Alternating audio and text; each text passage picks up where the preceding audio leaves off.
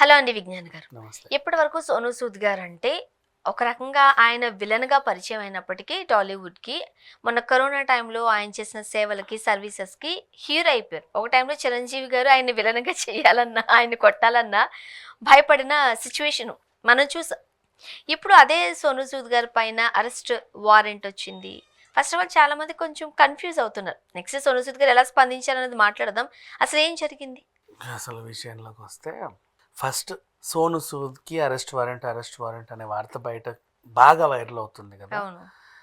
ఇది విషయం అర్థం కాని వాళ్ళు ఏమనుకుంటారంటే ఈయన నమ్మి మేము బాగా ఫండ్స్ ఇస్తున్నాము, ఈయన ఏదో హెల్ప్ చేస్తాడని, అవును. ఆయన ఏమైనా చేశాడేమో వీటిని, ఇంకేమన్నా ఇట్లా పిచ్చి పిచ్చి డౌట్లన్నీ వస్తాయి. ఎందుకంటే ఇలాంటి వాళ్ళ మీద ఏ వార్త వచ్చినా సెన్సిటివ్గా ఉంటుంది కాబట్టి. బట్ ఒకటి మాత్రం గుర్తుంచుకోండి, అసలు ఈ కేసుకి సొనసు సంబంధం లేదు నెంబర్ 1. అండ్ నెక్స్ట్ ఆయన మీద అనుమాన పడడమో, ఆయన మీ తక్కువ చేసి మాట్లాడడమో ఎవరు దయచేసి చేయకండి. ఇప్పుడు అసలు ఏం జరిగింది అంటే, సేమ్ ప్రకటనలు, నువ్వు ఈ వాటర్ బాటిల్ పట్టుకొని తాగండి అని చెప్పి ఒక ప్రకటన ఇచ్చావు. అది తాగితే నాకేంటో నా గొంతు పోయింది. నేను కంపెనీ మీద కూడా కేసు వేసాను. నిన్నేం అనలేదులే పాపం, నేను నిన్నేం అన్ను, ఎందుకంటే నాకు తెలుసు నువ్వు ప్రకటనదారుడివే అని. కంపెనీ మీద కేసు వేసి పనిలో పనిగా సాక్షిగా నిన్ను కూడా చేర్చా. కావాలంటే ప్రత్యక్ష సాక్షి ఇవన్నీ అడగండి అని ఇట్లా పెట్టుకుని ఈ అని ఉంది కదా, అందుకు. సో కోర్టు పరిధిలో సాక్షి అని నీ పేరు చేర్చిన పాపానికి ఆ హియరింగ్స్ ఉన్నప్పుడు ఒకసారి మీరు కూడా రండి అని చిన్నగా నోటీసులు పంపిస్తారు. అబ్బాయి నాకు అదేం సంబంధం లేదండి అని నువ్వు అట్లీస్ట్ రిటర్న్ నోటీస్ రిప్లై ఇవ్వాలి. కోర్టు కాబట్టి మనం గౌరవించాలి, ఏ విషయమైనా సరే, నీ తప్పున్నా లేకున్నా. నువ్వు రిప్లై ఇవ్వకపోతే, నువ్వు వాళ్ళకి కేర్ చేయకపోతే అప్పుడు నీ మీద కేసు అవుతుంది. సోను సూద్ మీద కూడా అయింది ఇదే. ఇప్పుడు for example fair and lovely ఉంది, 6 వారాల్లో వికసించే వంటి ఛాయ. 60 ఏళ్ళ నుంచి చూస్తున్నాను నేను, ఎవరికి వచ్చింది వికసించే వంటి ఛాయ కదా. కానీ వాడుతున్నారుగా, అవును, వాడుతున్నారు మా.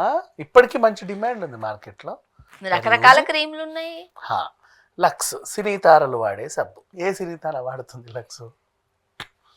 కానీ మార్కెట్లో పేరు యాక్చువల్గా వాళ్ళు సోప్లే వాడరు, తెలుసుకోవాల్సిన విషయం. బాడీ విషయం అంతే. బాడీ వాళ్ళందరూ బాడీ వాష్లు వాడుతూ ఉంటారు, రకరకాల పర్ఫ్యూమ్ ఉన్నది వాడుతూ ఉంటారు.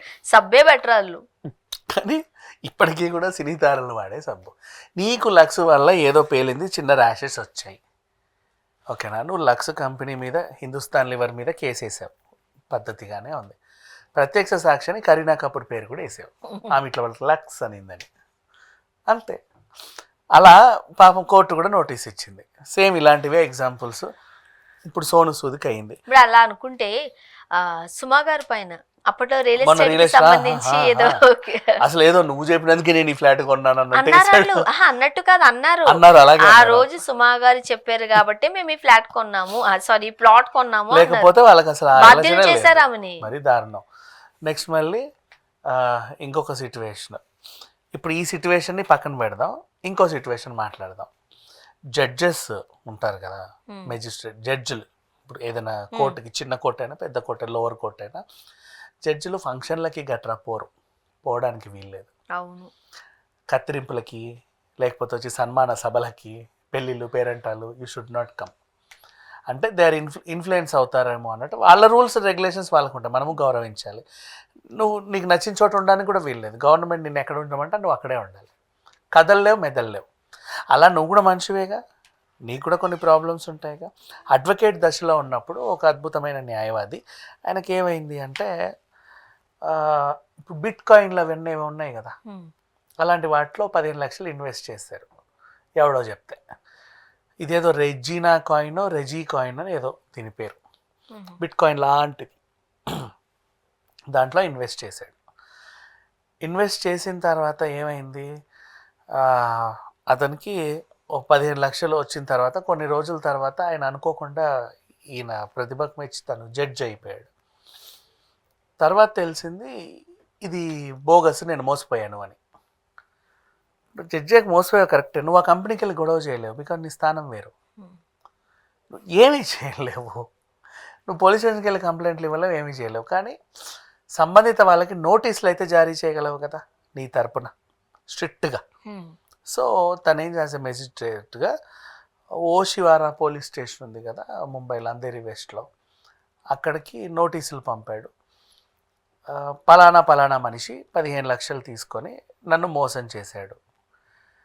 సాక్షి సోను సూద్, ఎందుకంటే ఆయన ఇట్లా అన్నాడు యాప్ని, అందుకే నేను డౌన్లోడ్ చేసుకుని అతన్ని నమ్మి నేను కట్టా. ఇప్పుడు ఓషివారా పోలీస్ స్టేషన్ నుంచి సోను సూద్కి నోటీసులు వెళ్ళాయి. సార్ మీ మీద ఏదో ఇట్లా వచ్చింది చూడండి. చెప్పా అదలబా అన్నాడు ఆయన. బేసిక్గా పట్టించుకోరు, ఇలాంటి పట్టించుకోవాల్సిన అవసరం కూడా లేదు, ఆయన తప్పేం లేదు బేసికలీ. సో ఇలా జరిగితే కోర్టు ఆర్డర్స్ ఉల్లంఘన, రిప్లై రావట్లే అక్కడ నుంచి నోటీసు. సంస్థ ఎప్పుడో ఎత్తేసారు. ఆ సంస్థకి రెజీ కాయిన్కి సంబంధించి ఈయనకి ఎవ్వరూ తెలియదు, జస్ట్ యాప్ ప్రమోట్ చేసిన సోను సూద్ తప్ప. సోను సూద్ డబ్బులు తీసుకున్నాడంటే, అతన్ని సంప్రదించారంటే అతనికి వాళ్ళు ఎవరైనా తెలిసి ఉండొచ్చుగా, కంపెనీ ఓనరే కాకుండా డైరెక్టరో లేకపోతే వాళ్ళు మేనేజరో. ఇతన్ని ఇందులో చేస్తే ఆ మనుషులు కూడా వస్తారేమో అన్నట్టుగా ఈయన ఆలోచించాడు. బట్ అక్కడ ఏమైంది, సోను సూద్ పట్టించుకోలేదు, సమన్లు జారీ చేశారు. నీకు ఇప్పుడు ఇంకో ఎగ్జాంపుల్ చెప్తా. లిక్కర్ కవిత కేసులో కూడా కేజ్రీవాల్ని అరెస్ట్ చేసింది తను లిక్కర్ స్కామ్లో ఉన్నాడని కాదు, వీళ్ళు పలుమార్లు నోటీసులు ఇస్తే ఆయన రానందుకు. ఆయన సీఎం స్థాయిలో ఉన్నా 10 సార్లు తలుపు కొడితే ఆయన దీలా, అందుకు తీసుకొచ్చి వేసారు లోపల, అంతే. సో ఇలా అంటే కోర్టు ఎప్పుడైనా సరే మిమ్మల్ని పలకరిస్తే మీరు పలకాలి. నేను పలకను పో అని మూతి తిప్పుకున్నాం అనుకో, వచ్చి పట్టుకెళ్తారు. అది ఇబ్బందికరమైన పరిస్థితి. అవును, కోర్టును ధిక్కరించినట్టే కదా అవుతుంది. బట్ ధిక్కరించినట్టు అయినా కూడా మనం ఏ తప్పు చేయనప్పుడు ధైర్యంగానే ఉంటారు కొంతమంది. లేదు కదా, ఆన్సర్ చేయాలా, ఆన్సర్ చేయకపోవడం ఏం తప్పు. బట్ అసలు నేనెందుకు ఆన్సర్ చేయాలి, అసలు అది రాంగ్ అయినప్పుడు అన్న దీంట్లో ఆయన ఉన్నాడు. సో ఇప్పుడు ఏం జరిగింది, ఆ కేసు అనేది పడిన తర్వాత సోను సూద్ రిప్లై ఇవ్వనందుకు ఆయన మీద అరెస్ట్ వారెంట్ అయింది. బట్ ఇది పెద్ద విషయం ఏం కాదు, ఒక అడ్వకేట్ని పెట్టుకొని ఇది కాదండి అది కాదండి ఇది ఏం జరిగిందని చెప్పుకోవచ్చు. కాకపోతే ఇక్కడ మెజిస్ట్రేట్ ఆయన జడ్జే చాలా సీరియస్గా కేసుని తీసుకొని దాని మీద ఇది చేశాడు కాబట్టి కొంచెం ఇబ్బందికరమైన పరిస్థితి అని అంటున్నారు. బట్ అంత ఉండదు బేసికలీ. కానీ ఖచ్చితంగా జైలుకి పంపిస్తారు, మినిమం ఒక 7 ఏళ్ళు జైలు శిక్ష పడే అవకాశం ఉంది అని కూడా వార్తలు చూస్తున్నాం. అంటే ఒకవేళ ఇతను కాదు, ఇప్పుడు ఆ కంపెనీ సోను సూద్దే అనుకో, కేసు తీవ్రమైతే నువ్వు చేసినందుకు నేను చీటింగ్ కేసు కింద నేను 7 ఏళ్ళ లోపలే వేస్తారు. 425/6 అని పెట్టి, మరి ఒకరి దగ్గర డబ్బులు దొబ్బావు కదా 15 లక్షలు, అది క్రైమే, చీటింగ్ కేసు కదా అది. అలా ఒక కంపెనీ సోను సూద్ అయితే అతనిది కాదు, అతను జస్ట్ ఈజ్ ఎ ప్రమోటర్. ఎందుకు ఈయన ప్రమోటర్, దానికి ఎందుకు ప్రమోట్ చేశారంటే వాళ్ళు సినిమా తారలు మోడల్స్ అయ్యేదే అందుకు, ఏదో ఒకటి పట్టుకొని పన్లింగ్లు ఇచ్చాలని హోర్డింగులలో వీడియోలలో కనబడడానికి. అందుకేగా వాళ్ళు పైకి వచ్చేది సినిమాలలో, దాంట్లో దీంట్లో వాళ్ళ సంపాదనే అది. యాక్చువల్గా సినిమాల్లో కన్నా కూడా ఇలానే బాగా ఇంకా బాగా వస్తాయి. ఇది ఈవెంట్స్ ఇవన్నీ ఎక్కువ.